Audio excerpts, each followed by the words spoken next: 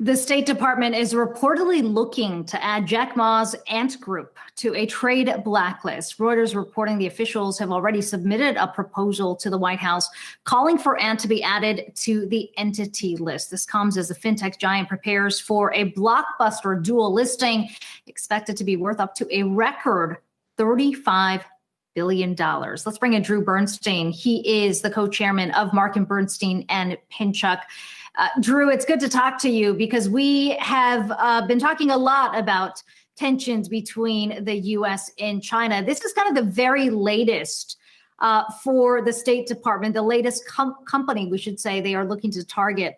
How much of this do you think has to do with that IPO and the potential for a lot of American investors to get in?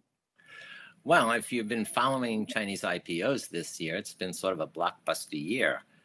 You've had 30 so far for the first 3 quarters of the year, which outpaced the entire 2019. It was 28.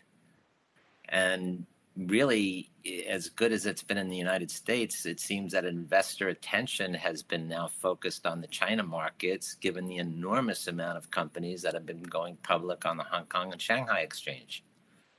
So it has been a pretty exciting year.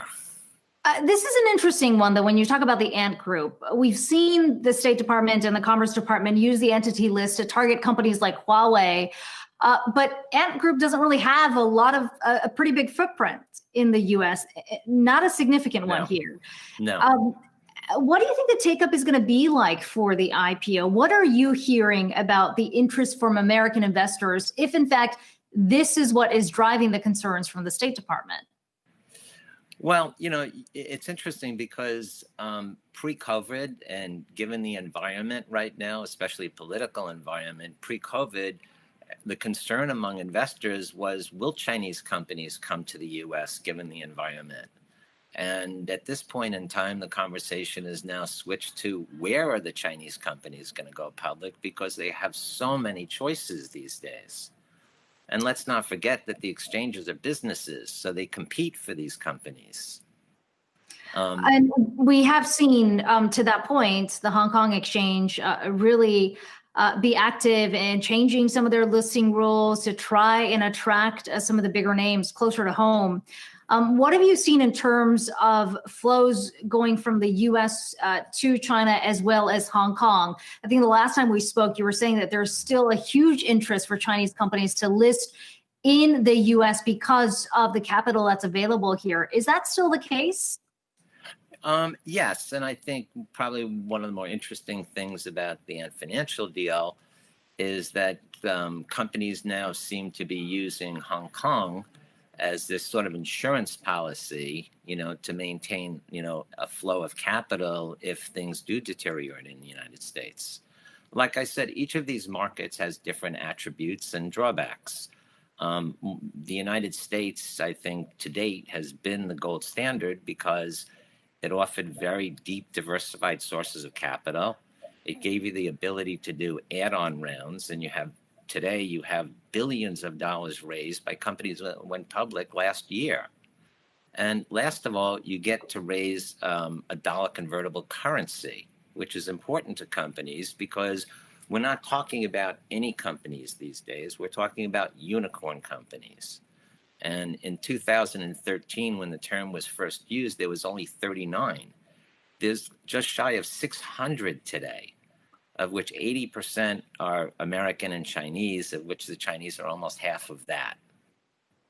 So what's the case for these companies to list in the U.S. now then? I mean, you talk about the options that are available. What makes the U.S. market still attractive at a time when you have an administration in place that has made it very clear that these companies will in fact be under scrutiny, particularly as it relates to those audits? You know, why risk that when you've got a huge amount of investors in a place like Hong Kong? You have the potential to list in Shanghai. I mean, could Ant Financial and this dual listing be a template for a lot of other tech companies that are looking to come to market? Absolutely. One of the most interesting things about the Ant Financial deal is that the dual listing, on one hand, by listing in Shanghai, they're able to be close to their customer base that understands their business and knows everything about the company. And Hong Kong, they're able to raise a dollar convertible currency and have access to deeper diversified sources of capital. So it's an interesting combination. And dual listings have been used for a while. They also create an arbitrage, right, between the two exchanges. So it's an interesting way of doing things, and it could be a replacement, possibly. But to answer your original question, I believe that as long as the door is open in the United States for companies to go public, they're going to consider it and use it. And, like I say, if you have the opportunity to raise, say, $1 billion today, even though the environment may deteriorate, or take your chances later, if you get the valuations, you're going to raise it today. And that's what we've seen. And Drew, I realize that we don't have you on here to talk about policy in terms of politics, but I am curious because we did get this comment from Senator Marco Rubio calling for the administration to consider options to delay the Ant Group IPO. Do you know what actions can the U.S. take when you've got an IPO that is taking place in Hong Kong and Shanghai?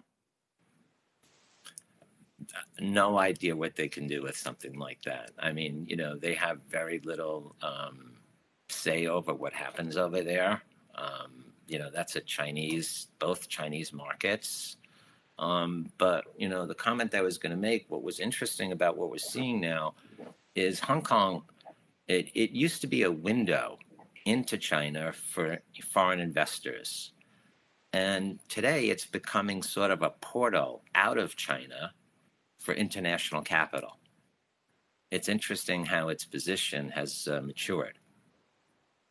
And that seems to suggest we're likely to see more of these big listings in Hong Kong moving forward. Drew Bernstein, the co-chairman of Marcum Bernstein Pinchuk. It's great to have you on today. Thank you.